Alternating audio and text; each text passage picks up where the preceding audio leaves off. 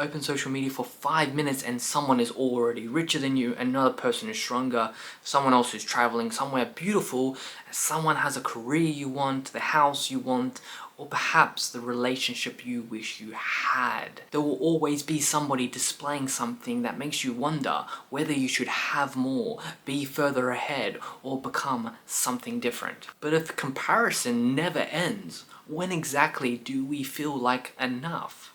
It's a very interesting problem because we've never been more connected to other people's lives than ever before.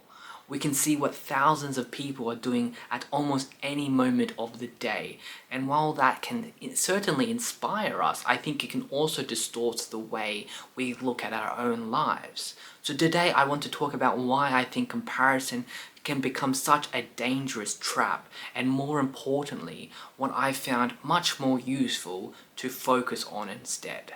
You don't need to take my word as gospel, of course. These are simply some things that I've been thinking about, and if you've got a different perspective, I'd like to hear it. Put it down in the comments, let me know what you think. The first thing worth remembering is that social media, it usually shows just the highlights. People don't generally upload every failure, anxious moment, lonely evenings, or arguments really. What we're seeing is often clearer to a trailer for someone's life than a complete film.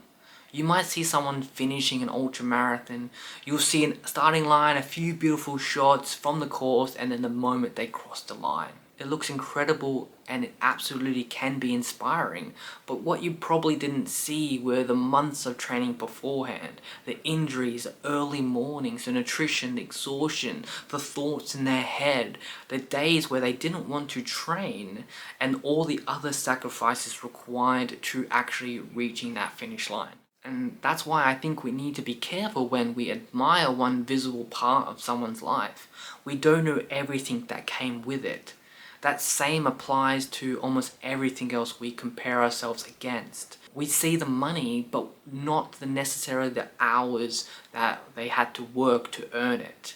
We see the physique, but not the lifestyle required to maintain it.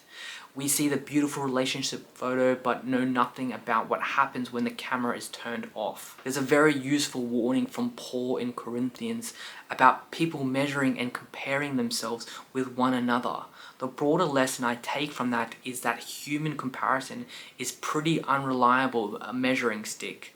If you compare yourself to somebody you believe is beneath you, it can create pride.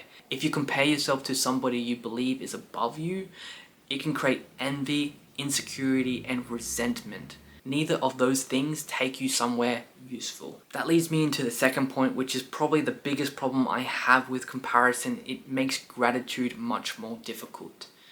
Theodore Roosevelt is often credited with the line, "Comparison is the thief of joy." And I think there's a lot of truth in that. You can have a healthy body, a loving family, meaningful work, a roof over your head, and countless little blessings are surrounding you, right? But if you're constantly looking sideways at someone who appears to have more, suddenly your own life begins feeling insufficient. Nothing about your circumstance has changed, only the comparison did. There's an interesting example of this right at the beginning of scripture with Cain and Abel.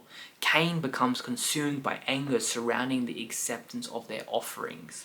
Instead of allowing the situation to correct him, that resentment grows into something far worse. Comparison can do that if we allow it to sit there unchecked. What begins as admiration can slowly turn into jealousy, and jealousy can make you blind to everything else you have been given. So rather than immediately asking, why don't I have what they have? I think it's healthier to first ask, what has God already placed in my life that I'm failing to appreciate? Your body, your family, your home, your work, friendships, the progress you've already made, and even the difficulties that have shaped you to who you are today. Gratitude doesn't mean you stop improving, it simply means you don't despise the life you currently have while working towards the one you're trying to build. If you are going to compare, I think there's a much healthier direction to look. Look backwards. Compare yourself to the person you were a year ago, 6 months ago, last month. Open up an old journal and read what you were worrying about at that time. Look at old photographs. Watch one of your first videos. Read goals you wrote a year ago and see how many of them you're quietly achieved without even realizing it. Ask yourself questions that really matter. Am I becoming more faithful? Am I more disciplined? Am I kinder? Do I handle difficult situations better than I used to? These comparisons can tell you something useful because you're comparing your current character against your own previous character, rather than somebody else's circumstances. You're running your own race. This is actually one of the reasons I speak about journaling so often. It gives you a record. Without one, it's surprisingly easy to forget how far you've come because your progress usually happens slowly. Your journal gives you the evidence. And then there's the standard that I think matters most. God's. At the end of the day, I don't believe I'm going to be judged according to how my life compared with somebody else's Instagram page. I have my own gifts, my own responsibilities, opportunities, weakness, my own path, and so do you. That's why constantly looking sideways can distract us from looking upwards. The better question isn't, am I doing better than that person? It's, am I faithfully using what I've been given? That completely changes the way you look at success. Maybe someone else's life looks exciting from the outside, but God hasn't asked you to live their life. He asks you to live yours faithfully. And whenever I'm unsure about that direction, the answer for me is usually quite simple. Go back to scripture, pray, attend church, speak with people wiser in the faith, study Christ, and look at the way he lived. That's a far more useful compass than whatever happens to be trending online that week. So there will always be somebody richer, smarter, better looking, or more successful than you in some area of life. That race never ends.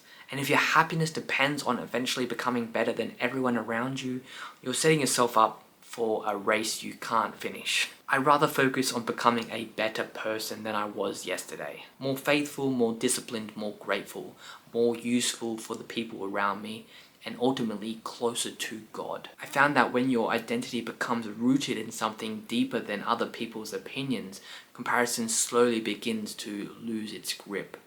You can admire somebody else's success without feeling threatened by it. You can learn from them without wishing you had their life.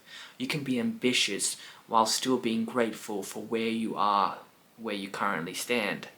And if you've been stuck in the comparison trap, maybe spend a little less time looking sideways this week and a little more backwards, inwards, or perhaps upwards. You may realize that you're doing better than you had thought. If you've got anything to add onto this topic, put it down in the comments because I'd like to hear about it and see how other people deal with comparison.